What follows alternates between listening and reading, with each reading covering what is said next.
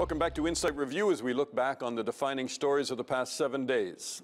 France is not the only country to have elected a new president in the past week. South Korea's presidential election was won by Moon Jae-in, a liberal candidate who says he hopes to work towards better diplomatic ties with the North.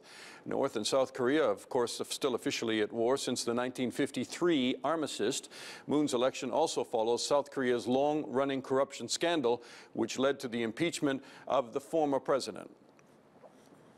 We're back with Georgina. Tell me, we have a new president in South Korea. The timing of that might be critical and might be the best thing that this very tense situation needs. Absolutely. It's so tense there, and not just for South and North Korea, but of course Japan is involved, the US is involved, and everybody absolutely on tenterhooks, particularly when the US president is so completely unpredictable, as is the man in charge of North Korea.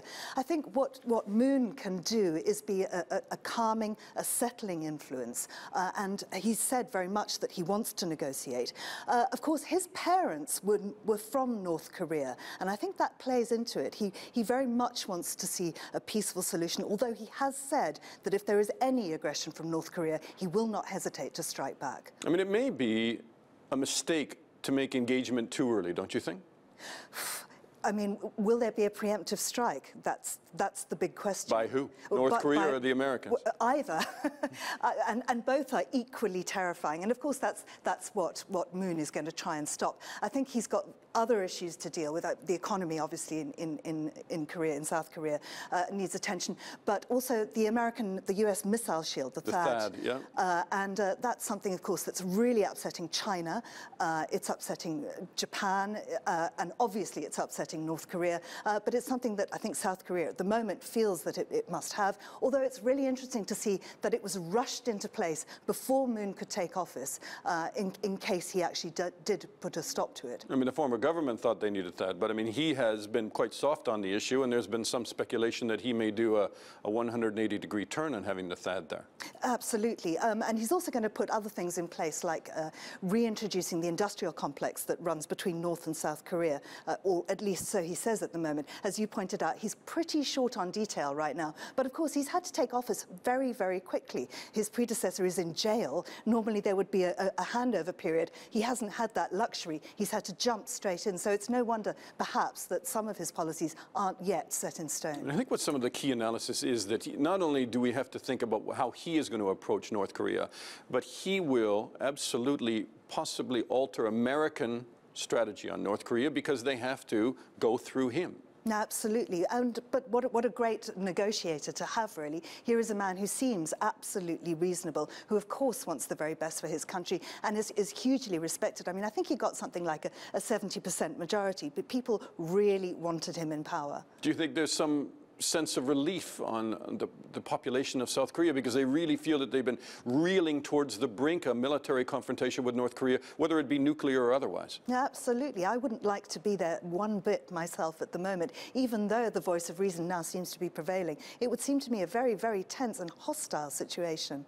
What's your read of the American administration on this? Do you think it's just a lot of rhetoric to empower the Chinese to back-channel and negotiate and soften up the North Korean leadership? Or do you think the Americans are really drawing a line where they're going to say, look, if you roll an ICBM out onto a platform that can hit Washington or New York or otherwise, that's a red line for us? I think what's interesting is the new relationship between China and the US, and the US is not going to want to annoy China in any way. And I think that clearly the missile shield does, but I think that Donald Trump's new love-in with Tsai is key to this, and the fact that they will be working together. I think negotiation and sanctions, rather than anything else, is the way to go. I don't want to sound trite and cliche, but I mean, over and over again, you read very good military analysis where people say there are no good options for America on this issue right now.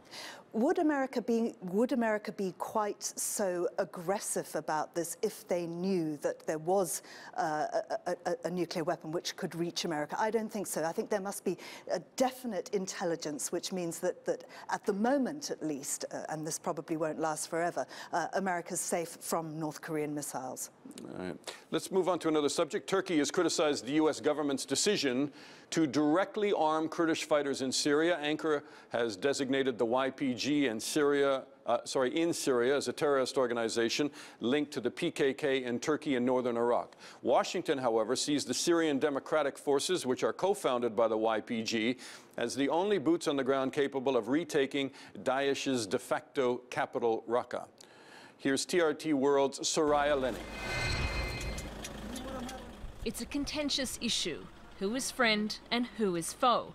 And on the Syrian battlefield, Turkey and the United States don't see eye to eye. The White House has approved Pentagon plans to arm the YPG in Syria. The problem is that Turkey lists the group as a terrorist organization. YPG, PKK ikisi de terör örgütüdür. Hiçbir farkı yok. The YPG and PKK are both terrorist organizations. There is no difference between them except their names. And all the weapons handed to them are a threat to Turkey.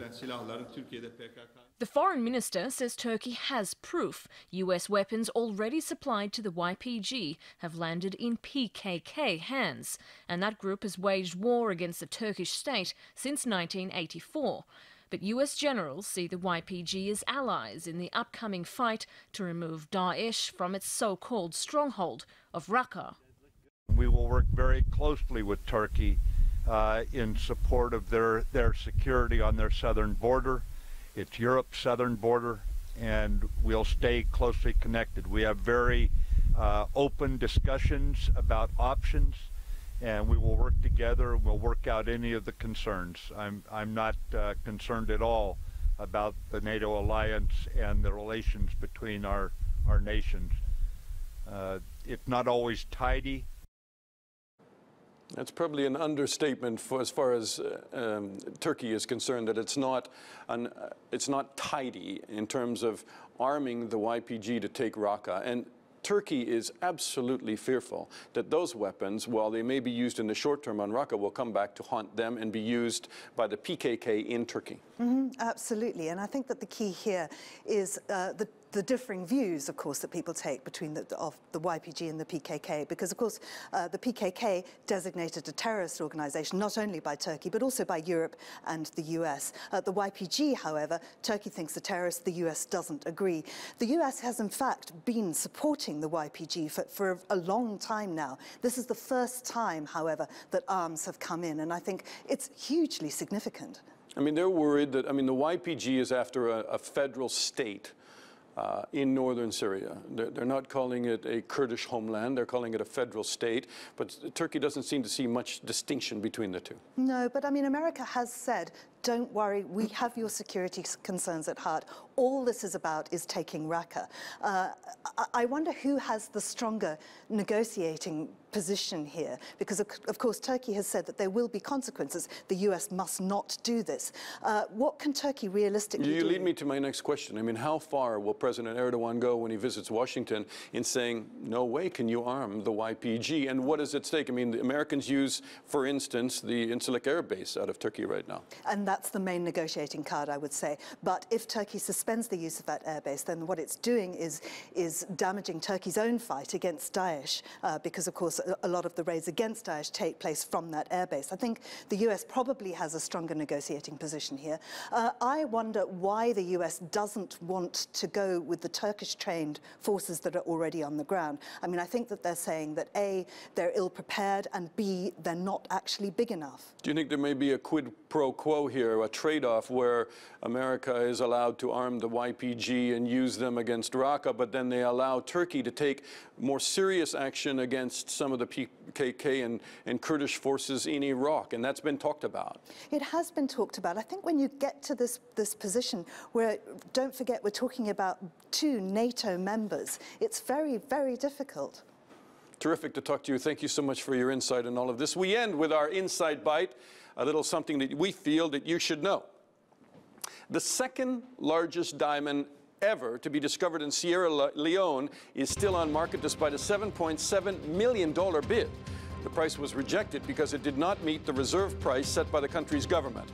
It's 706 carats, that stone, roughly the size of a hockey puck, which was discovered by a pastor who described it probably quite adequately, as a gift from God. The pastor refused to smuggle the stone out of the country, instead presenting it to the country's president. The pastor says he intends to use the proceeds from the diamond sale to build a church, while the government stake will be used to fund development projects they say should be a big church for that much money.